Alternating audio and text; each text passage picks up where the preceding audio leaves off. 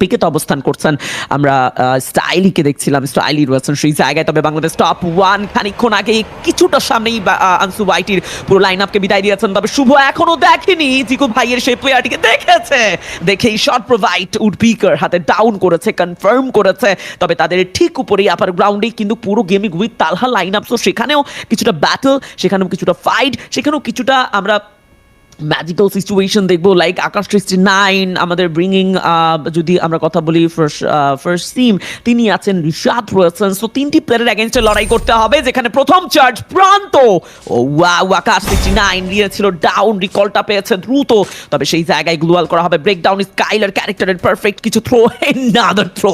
শুভ এটা কি করলেন?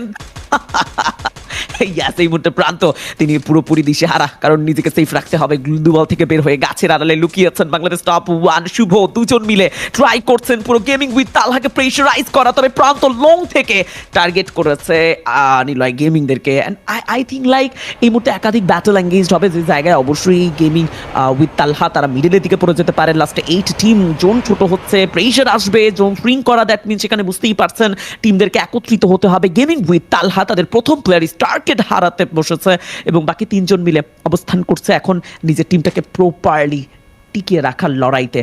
বাট আপনি যদি একটু মিনিম্যাপের দিকে লক্ষ্য করেন অথবা সিনারিওটার দিকে একটু অ্যানালাইসিস করেন, দেখবেন যে পুরোপুরি রাইট সাইড ধরে এগিয়ে যেতে চাইবেন নিলয় গেমিং। তারা হয়তো বা রাইট সাইড হয়ে রোটেশন নিতে পারে, অ্যান্টি ক্লকওয়াইজ তাদের রোটেশনটা আমরা দেখতে পারি।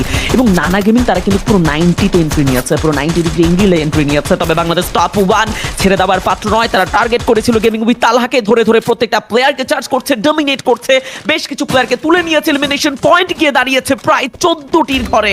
ইয়াস, it's a big jump, big day, and আরো একবার বাংলাদেশ টপ ওয়ান আর একটা বিগ ম্যাচ ফাইটের জন্য প্রস্তুতি নিচ্ছিল। তবে গেমিং উইথ তালহা সেই ফাইটে তার সঙ্গী হবে না, বিদায় নিবেন #81117 বাংলাদেশ টপ ওয়ান অ্যাকচুয়ালি যেন একটা মনস্টার রূপ ধারণ করতে চায়।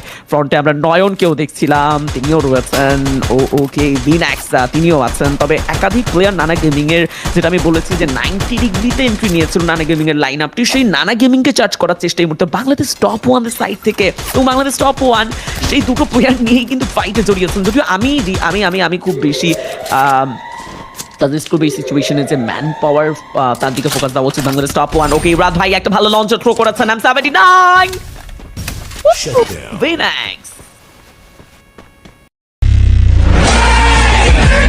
You made me a believer.